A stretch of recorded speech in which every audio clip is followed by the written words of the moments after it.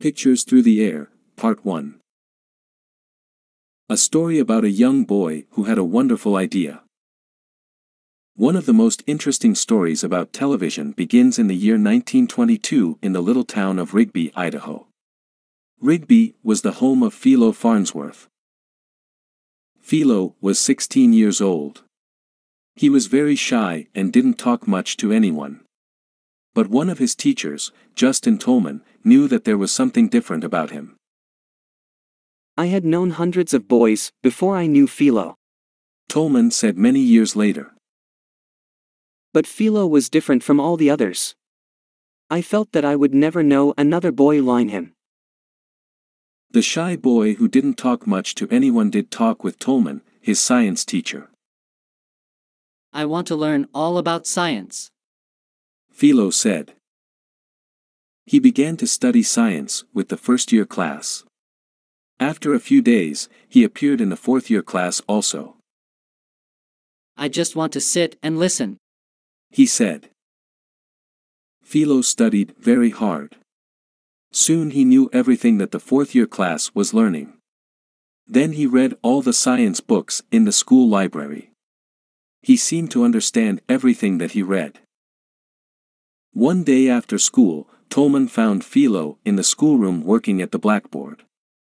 Philo had covered the blackboard with drawings. What are you doing?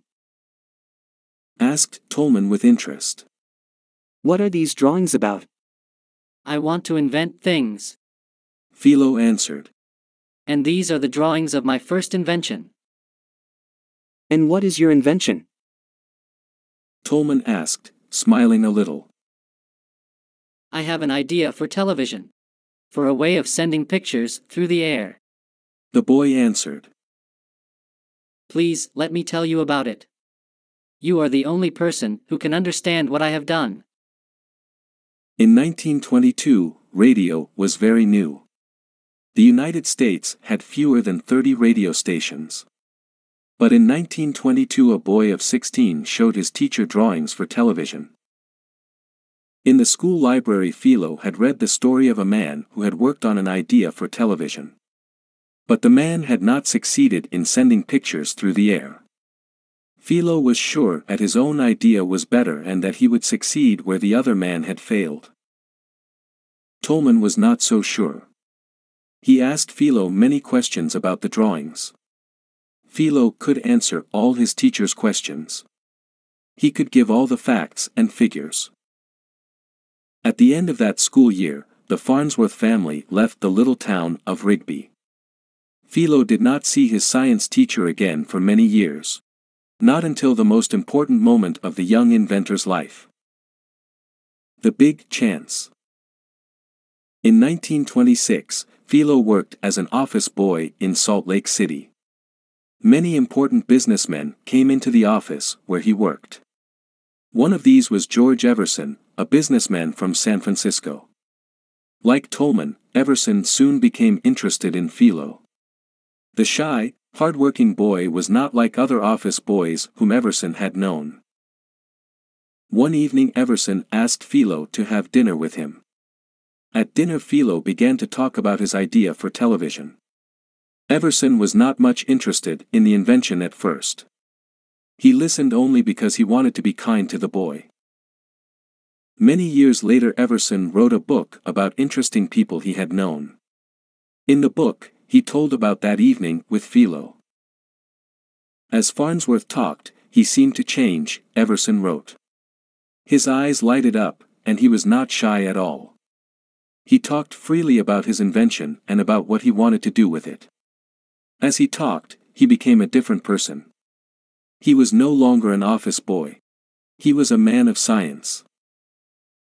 At the end of the evening, Everson was more interested than ever in Philo. He was also interested in Philo's idea for television.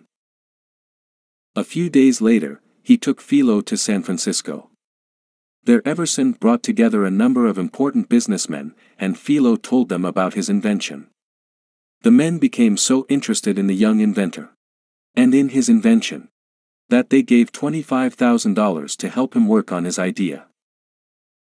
Philo was only 20 years old.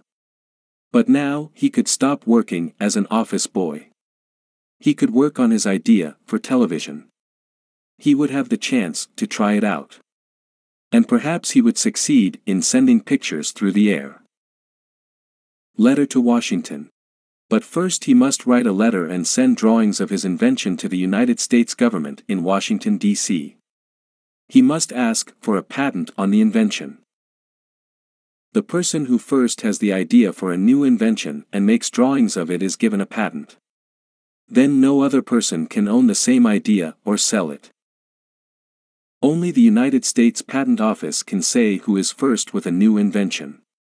And only the Patent Office can give an inventor the U.S. patent rights on an invention. So Philo sent his drawings to Washington and wrote a letter asking for the patent rights on television. Story continued on page 12.